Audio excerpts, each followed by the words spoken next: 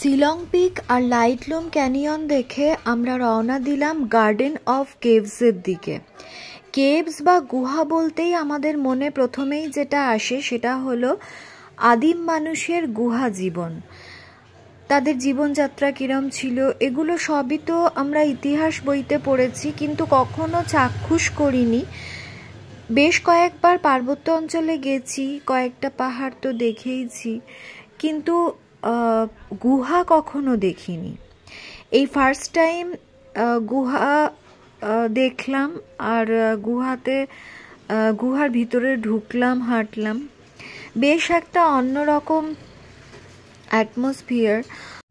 আর এইটা হচ্ছে গুহায় ঢোকার আগে রাস্তাটা, আর দেখতেই পাচ্ছেন পাথুরে পাহাড়ি পথ ভেতরটা পুরো, আর স্যাঁতস্যাঁতে, আর কোথাও কোথাও জল পড়েছে, মানে কোথাও কোথাও ওয়াটারফলস আছে, সেখান থেকে জল চুয়ে চুয়ে এই ভেতরে পড়ছে, আবার কোথাও জলপ্রবাহ রয়েছে, সেখান থেকেই জল আসছে।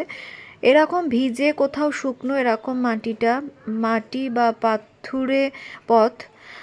আর এখানে পর্যটকদের ভিড় কম, কারণ এইসব জায়গাগুলোতে যেতে গেলে বেশ পাহাড়ি যে সিঁড়িগুলো, দুটো সিঁড়ি নিয়ে একটা সিঁড়ি, এরকম উঁচু খাড়াই সিঁড়ি সেখানে ঢোকা, সেসব জায়গা দেখে তারপরে আবার ব্যাক করা বেশ অনেকটাই পরিশ্রম।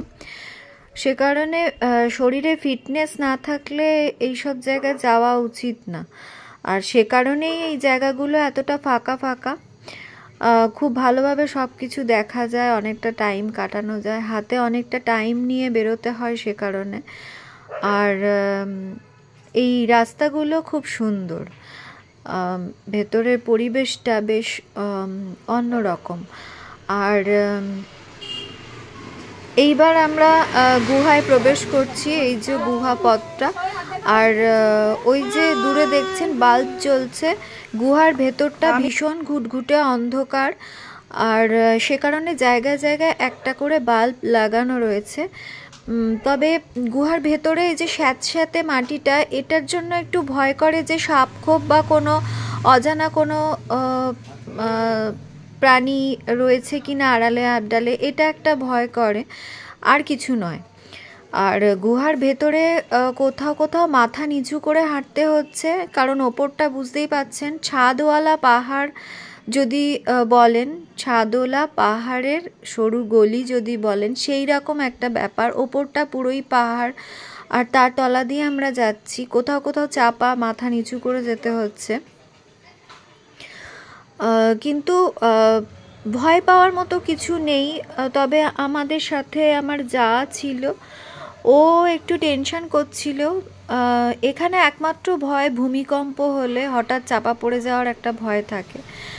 ওর খুব টেনশন হচ্ছিল ভেতরে, সে কারণে ও বলছে আমার দম বন্ধ লাগছে, আমার কষ্ট হচ্ছে, আমি বেরিয়ে যাব এখনই। এরকম ব্যাপারগুলো, যাদের একটু টেনশন হয় চাপা জায়গায় বা একটু দম বন্ধ লাগে, তাদের জন্য একটু অসুবিধা হতে পারে। কিন্তু না, একটা জায়গায় ঘুরতে গিয়ে যদি সব কিছু দেখে আসতে চান, তাহলে কিন্তু এই গুহাগুলোতে অবশ্যই যাবেন। শিলং, মেঘালয় গেলে গুহাগুলো অবশ্যই দেখে আসবেন, খুব সুন্দর, বেশ একটা অন্যরকম অভিজ্ঞতা হয়, ভীষণ ভালো লাগলো। আর গুহার বাইরে বেরিয়ে এরকম একটা দুটো ঝর্ণা সব জায়গাতেই রয়েছে, ওয়াটারফলস। আর এই যে দেখছেন পথগুলো কিরকম খাড়াই পাথুরে পথ, পাথুরে রাস্তা। আর বর্ষাকালে গেলে এই জায়গাগুলোতে ঢোকা যাবে কিনা সন্দেহ আছে, কারণ নিশ্চয়ই বৃষ্টিপাত বেশি হলে গুহার ভেতরেও জলের ফোয়ারা চলতে থাকে। সেজন্য আমরা তো শীতকালে গেছি,